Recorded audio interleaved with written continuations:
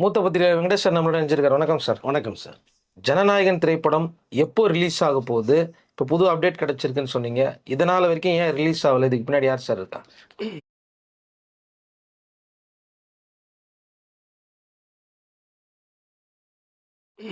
First நம்முடைய தமிழக முதலமைச்சர் விஜய் அவர்களுக்கு 52வது பிறந்த நாள் வர மண்டே அன்னைக்கு 22 வருது. நம்முடைய சேனல் சார்பாக ஒரு அட்வான்ஸ் வாழ்த்துக்களை சொல்லிடலாம்.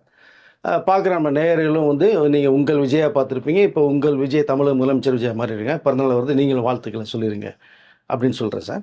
இப்போ ஜனநாயகன் படம் பற்றி நீங்கள் கேட்டீங்க. இப்போ ஜனநாயகன் படம் ஆக்சுவலாக ஜனவரி 9ஆம் தேதி 2026 இப்போ ரிலீஸ் ஆக வேண்டிய படம் மிகுந்த எதிர்பார்ப்போடு ஆரம்பிக்கப்பட்ட படம். ட்ரெய்லர்லாம் விட்டதுக்கப்புறம் கண்ணாபின்னான்னு திரிக்க விட்டது. ட்ரெய்லரை பார்த்தா எல்லாருமே மிரண்டு போனாங்க. 9ஆம் தேதி படம் ரிலீஸ் ஆக வேண்டியது 9ஆம் தேதி கிட்ட நெருங்குது, ஆகலை. பட் எல்லாருக்கும் அதிர்ச்சி. ஏன் என்ன காணும்போது அதில் என்ன பிரச்சனை சென்சார் போர்டு பிரச்சனை சர்டிஃபிகேட் தரலைனாங்க, ரிவைசிங் கமிட்டி போனாங்க, நிறைய ப்ராப்ளம் வருது. அப்புறம் கோர்ட்டு கேஸ் போனாங்க, திரும்பி கேஸ் வாபஸ் ஆனால் ரிவைசிங் கமிட்டி ஓகேனாங்க, அதுவும் பார்க்கப்படுது. ரிவைசிங் கமிட்டிக்காக வெயிட் பண்ணுறாங்க, டைம் கொடுக்கல, அது 1 மாதம் மேலே ஆகுது, அப்படியே தள்ளுது படம் டோட்டலாக. ஸோ 9ஆம் தேதி வர வேண்டிய படம் வரல.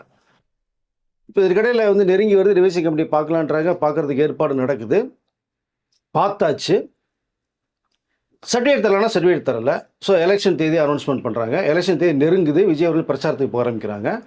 எப்போ ரிலீஸ் ஆகும்னா அந்த பிரச்சாரத்துக்கு போய்ட்டு இருக்கும்போது தேர்தல் டைம் நெருங்கி வந்துக்கிட்டே இருக்குது. திடீர்னு பார்த்தோம்னா நெட்டில் படம் லீக் ஆகுது. மிகப்பெரிய அதிர்ச்சி எல்லாருக்குமே. விஜய் அவருடைய கடைசி படம், அரசியல் பேசுகிற படம். இந்த படம் வந்ததுன்னா மக்கள் மத்தியில் விஜய் மிகப்பெரிய ஒரு இமேஜை கிரியேட் பண்ணும். இது நிறைய விஷயங்கள், கருத்துக்களை சொல்லியிருக்காரு. இப்போ வேண்டுமென்றே யாரோ சில பேருடைய நபரால் சர்டிஃபிகேட் தராமல் படம் தள்ளி போடப்பட்டு இருக்க சமயத்தில் இது லீக் ஆனோன்னு மிகப்பெரிய அதிர்ச்சி. கொஞ்சம் கொஞ்சமாக போய் டக்குன்னு வேர்ல்டு பூரா லீக் ஆகிடுச்சு மேடம். அப்போ அது யார் பண்ணுறா, என்ன பண்ணுறா அப்படின்னு சொல்லி அது விசாரிக்கும் போது அந்த எடிட்டர் ஒரு டிபார்ட்மெண்ட்டுக்குள்ள போகுது. அது எடிட்டர் ரெஃபரன்ஸ் வரும்போது எடிட்டர் பிரதீப் அவர்கள் கூப்பிட்டு ஒரு என்கொயரி பண்ணும்போது தான் அவர் பெரிய எடிட்டர்.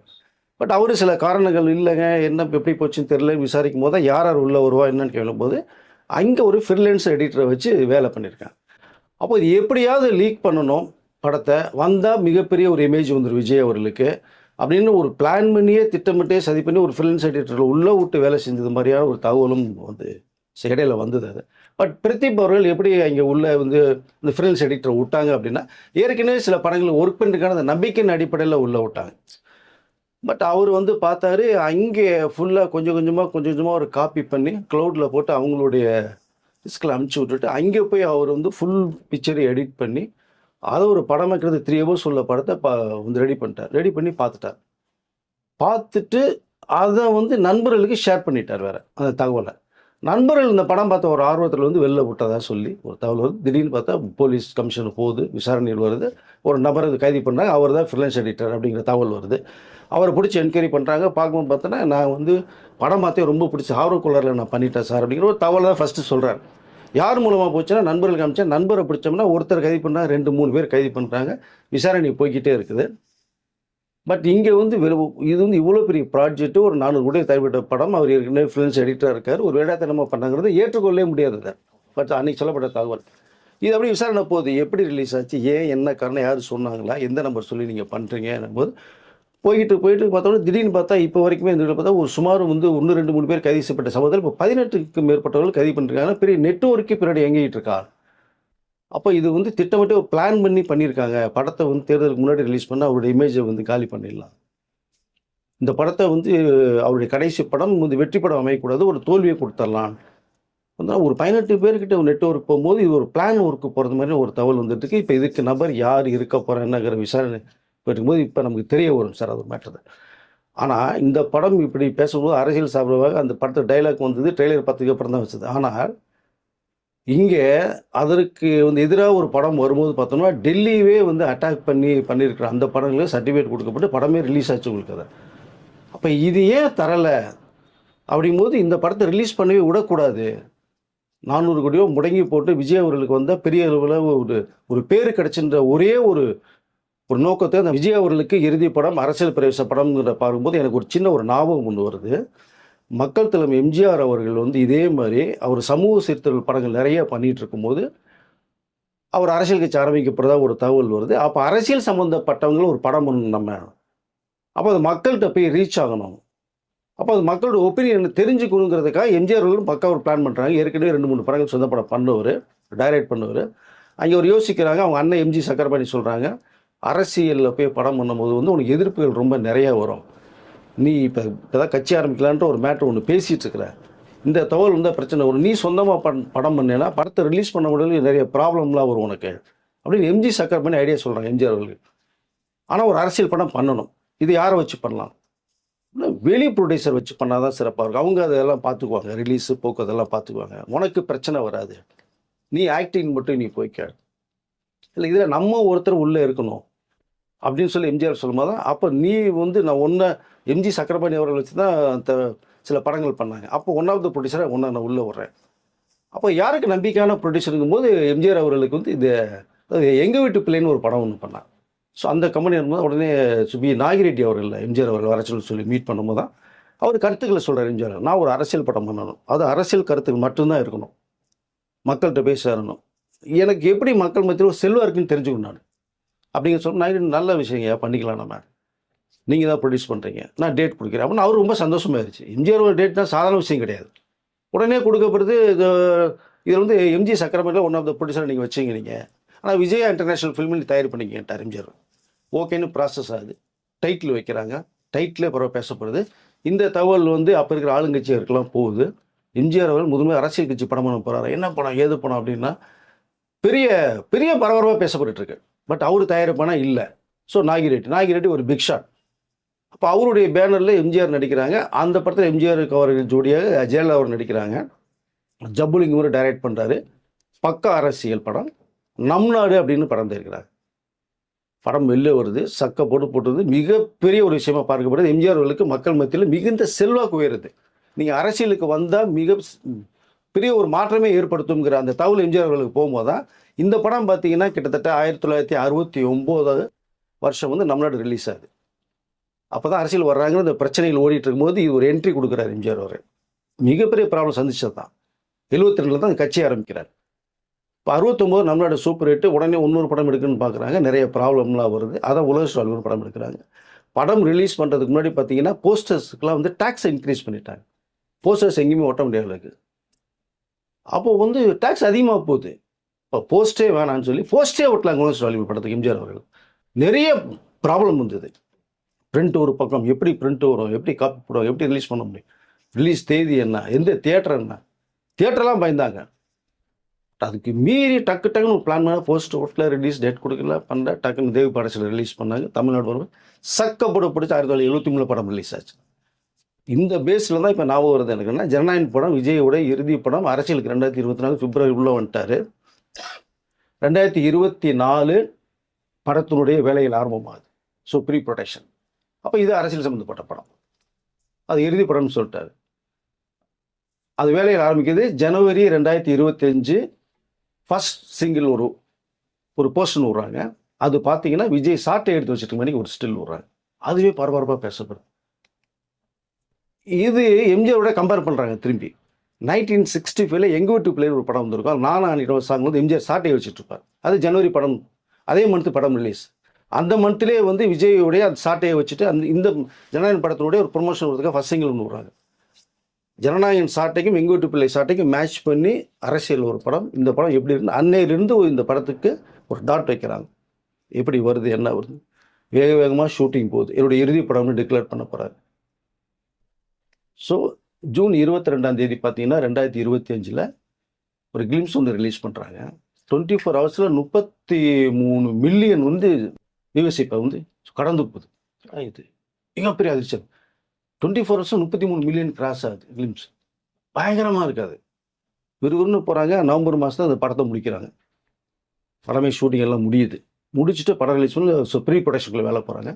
ட்ரெய்லர் விட்றாங்க. ட்ரெய்லர் வரும்போது தான் இங்கே வந்து அதில் நிறைய விஷயங்கள் சொல்லப்படுறது. சாட்டை எடுத்து அடிக்கிறது, ஏண்டா மக்களுக்கு நல்லது செய்ய வாங்கடானா கொள்ளையடிக்க முகறீங்கன்னு சொல்லி டைலாகை போட்டு எம்ஜிஆர் அவர்களே மேட்ச் பண்ணி இந்த படம் இப்போ இது முக்கால்வாசி அரசியல் சம்மந்தப்பட்ட படம்னு முடிவு செய்யப்படுது. அப்போ இந்த டைலாக்னு பார்க்கும்போது பார்த்தோம்னா மக்கள் மத்தியில் ஓவராக செல்வாக்கு வந்துடுது. இது முன்னாடி ரிலீஸ் பண்ண விட்டோம்னா எலெக்ஷன் முன்னாடி அவர் மிகப்பெரிய ஒரு வெற்றியை பெறதுக்கு வாய்ப்புகள் நிறையா இருக்கும். அப்போ இதுக்கு வந்து பிரேக் பண்ணணும்னு அங்கே நிறைய விஜய் அவர்கள் அரசியல் வந்ததுக்கு பிறகு தன் பக்கம் இருக்கிற அந்த முயற்சிகள் நிறைய நடந்தது. நிறைய ப்ராப்ளம் ஜனநாயகம் வச்சு உருவாக்குனாங்க. எந்த பக்கமே சாயாமல் வளைஞ்சு கொடுக்காம அவர் நேரடியாக அப்படி இரும்பு கம்மி மாதிரி ஸ்டிப்பாக போனார் படம். ஸோ டிசம்பர் வந்து இப்போ சென்சாருக்கு அனுப்புகிறாங்க இந்த படம். அங்கே தான் வந்து ப்ராப்ளம் ஸ்டார்ட் ஆகுது. டிசம்பர் சென்சார் பார்க்கலான்றாங்க. ஜனவரி தான் பார்க்குறாங்க. ஜனவரியில் இந்த செக் வைக்கிறாங்க. சென்சார் டேட் தரல, படம் ரிலீஸ் ஆகுது. ஸோ மிகப்பெரிய அதிர்ச்சி வருது. அதற்கு பிறகு எப்போ ரிலீஸ் பண்ணலாம் அப்படின்னு பிளான் பண்ணிக்கிட்டே இருக்கும்போது தான் படத்தை லீக் பண்ணுறாங்க. தேர்தலுக்கு முன்னாடி இந்த படம் வந்திருந்தால் விஜய் அவர்களுக்கு மிகப்பெரிய ஒரு மவுஸ் வரும் அப்படிங்கிற ஒரு கணத்தோட படத்தை லீக் பண்ண விட்டு ஸோ டேமேஜ் பண்ணாங்க. பட் அதையும் வந்து எல்லாம் தாங்கிட்டாங்க. கேவின் ப்ரொடக்ஷனும் சரி, விஜய் அவர்களும் சரி, நேரடியாக அதை பற்றி கவலைப்படாதீங்க, நீங்கள் கொஞ்சம் ரீஎடிட் பண்ணி திரும்பி சென்சார் வேணால் பண்ணி படத்தை நம்ம ரிலீஸ் பண்ணுவோம். ஏன்னா நீங்கள் லீக்கில் போய் நீங்கள் மொபைல் இதில் பார்க்குறத விட தியேட்டரில் படம் பார்த்தா அதோட எஃபெக்ட் இருக்கும். இங்கே வந்து கேவின் ப்ரொடக்ஷன்ஸ் விஜய் அவர்களுக்கு வந்து தியேட்டர்ஸ் ஓனர்ஸ் டிஸ்ட்ரிபியூட்டர் வந்து ஃபுல் சப்போர்ட் பண்ணாங்க. ஜனவரி 9 ரிலீஸ் ஆகலை. வட்டிக்கெல்லாம் வாங்கி ஃபைனான்ஸ் கொடுத்து படத்தை வாங்கினவங்க வெயிட் பண்ணிட்டே இருக்காங்க. எப்போ வந்தாலும் இந்த படம் சிறப்பான வெற்றி பண்ணு. கேவிஎன் வந்து டிஸ்ட்ரிபியூட்டர்லாம் கூப்பிட்டு பேசும்போது கூட தகவல் சொல்கிறாங்க தியேட்டர் ஓனர்ஸ்லாம், படம் பிரமாதமாக இருக்குங்க, எங்களுக்கு வந்து பார்த்து ஒரு தகவல் வந்துருச்சு இல்லைங்க, கவலையே படம், இந்த படம் எப்போ வந்தாலுமே ஒரு பிளாக் பஸ்டர் ஹிட் அடிக்கும், கவலைப்படாதீங்க, ஆனால் நீங்கள் சென்சார் மட்டும் வாங்கி படத்தை ரிலீஸ் பண்ணுறதுக்கு பிளான் பண்ணுங்க அப்படிங்கிற 2-3 கட்டம் வந்து கேவிஎன் ப்ரொடக்ஷன்ஸ் வந்து நேரடியாக பேசப்பட்ட தகவல் இருக்குது. சரி, இந்த ஜூன் 22 வரக்கூடிய பிறந்தநாள் 52வது பிறந்தநாளில் ஜனநாயக படத்தை ரிலீஸ் பண்ணலாங்கிற அளவுக்கு ஒரு மாதம் முன்னாடியே ஒரு சின்ன பிளான் பண்ணி மூவ் பண்ணி கொண்டு போகிறாங்க. 19 நேற்று ரிலீஸ் வெள்ளிக்கிழமை பண்ணாலும் பிளான் பண்ணாங்க. கொஞ்சம் இந்த சர்டிஃபிகேட் வராங்க தள்ளுது. இப்போ அதுக்கு வேண்டிய ப்ரெஷர் கொடுத்துட்டு இருக்காங்க. எனி டைம் சர்டிஃபிகேட் கைக்கு வந்துட்டு ஒரு தகவல் நமக்கு வருது. வந்துட்டால் ஆனால் என்ன ஒன்று இந்த ஜூன் 22 படம் ரிலீஸ் போது அது மட்டும் ரசிகர்களுக்கு பெரிய ஒரு ஏமாற்றமாக இருக்கும். இன்னும் கவலைப்பட வேணாம், நெக்ஸ்ட் மந்த் படம் ரிலீஸ் ஆகிற வாய்ப்புகள் வரைக்கின்ற ஒரு தகவல் வருது. இதற்கு இடையில் பார்த்தீங்கன்னா கேவிஎன் ப்ரொடக்ஷன்ஸ் டிஸ்ட்ரிபியூட்டர்லாம் வாங்கி நீங்கள் ரொம்ப நஷ்டம் அடைஞ்சிருக்கீங்க, வட்டி போடுறீங்கன்ற ஒரு தகவல் வரும்போது அவர்கிட்ட நிறைய என்னென்ன பணம் கொடுத்துறீங்கன்னு ஒரு சார்ட் ரெடி பண்ணி சில பேருக்கு வந்து பணம் கொடுத்துட்டாங்க, சில பேருக்கு கொடுக்கறதுக்கு பேச்சுவார்த்தை போயிட்டுருக்காங்க. அவர்கள் வந்து எங்களுக்கு சிரமம் தான் இருந்தாலும் பரவாயில்ல, இந்த படம் ரிலீஸ் ஆனால் மிகப்பெரிய அளவில் வருங்க, ரிலீஸ்க்கு முன்னாடியே வந்திருந்தால் அந்த படம் விஜய் அவர்களுக்கு மிகப்பெரிய ஒரு வெற்றியை தந்திருக்கும், அவருடைய அரசியல் வாழ்க்கை பிரகாசமாக இருந்திருக்கும். ஆனால் இப்போ ரிலீஸ் பண்ணால் அதை விட மிகப்பெரிய அளவில் இருக்கும். அந்த கருத்துக்களை தான் இப்போ ஒரு நேரடியாக பண்ணிட்டு இருக்காரு. படத்தில் சொன்ன விஷயத்தை தான் நிஜத்தில் பண்ணிட்டு இருக்காரு. தமிழக முதலமைச்சரான பிறகு லஞ்சத்தை கிட்டத்தட்ட முக்கால்வாசி ஒழிச்சிட்டு இருக்காரு, ஊழலை ஒழிச்சிட்டு இருக்காரு. அதுதான் படத்திலே சொல்ல வர்றாரு. தமிழ்நாட்டுக்கு நல்லது செய்ய வாங்கினாங்கன்னா கொள்ளையடிக்கிறது, கொலை பண்ணுறது வந்திருக்கேன்னு தான் டைலாக்கே நீங்கள் போட்டு பண்ணுவீங்க. அதுதான் இப்போ இது நிஜத்தில் இவர் நிறைய நல்ல விஷயங்கள் பண்ணிட்டு இருக்காரு. இப்போ வந்தால் அதை விட சிறப்பான ஒரு வெற்றியை பெறும். இது ரசிகர்கள் எதிர்பார்த்துட்டு இருக்காங்க, மக்களும் எதிர்பார்க்குறாங்க. நீ கவலையே படாதீங்கன்னு கேவிஎன் ப்ரொடக்ஷனில் சொல்லப்பட்ட ஒரு தகவல். இது விஜய் முதலமைச்சர் அனுப்புறதுக்கு அவர் தேவையில்லாமல் இந்த படத்துக்குள்ளே கொண்டு வரேன்னு சொல்லி கேவிஎன் வந்து விஜய் அவர்கிட்ட ஒரு தகவல் சொல்லிருக்காங்க. நீங்கள் உங்கள் வேலைகள் நீங்கள் பாருங்கள், படத்தை ரிலீஸ் பண்ணுற வேலைகளை வந்து நான் வந்து பார்க்குறேன் நான் அப்படின்னு அவர் யூனிட்டை வச்சு ஃபுல்லாக எல்லாத்திட்டையும் பேசி பண்ணிட்டு ஒரு தகவல் இப்போ நமக்கு வந்து கிடைச்ச தகவல். அது சென்சார் ரேட் அநேகமாக கூடிய சீக்கிரம் கிடைக்காத வாய்ப்புகள் வந்துகிட்டு இருக்காது. நெக்ஸ்ட் மந்த்து வந்து படம் தியேட்டருக்குள்ள வரப்போகுது. வந்ததுன்னா தாறுமாறான ஒரு வெற்றியை பெறுங்கிறது தான் கணிப்பு. படம் அந்த அளவுக்கு ஒரு பிரமாண்டமாக இருக்குது. ஸோ இப்போ நெக்ஸ்ட் மந்த்து படம் ரிலீஸ் ஆகிற சொல்லிருக்கீங்களா. இப்போ கேரளா ரசிகர்களும் எதிர்பார்த்துட்டு இருக்காங்க படத்தை. ஆனால் கேரளாவில் விஜய் அவர்களுக்கு எந்த அளவுக்கு வந்து மிகப்பெரிய ஒரு வாய்ஸ் இருக்குங்கிறது தெரியும். மம்மூட்டி, மோகன்லால் அங்கே நடிக்கிற படங்களை விட இந்த படம் வந்து அவங்க படத்தை டேட்டை தள்ளி வைப்பாங்க. விஜய் படம் வந்துட்டு போட்டு நம்ம அதுக்கப்புறம் ரிலீஸ் பண்ணிக்குவோம் அப்படின்ட்டு.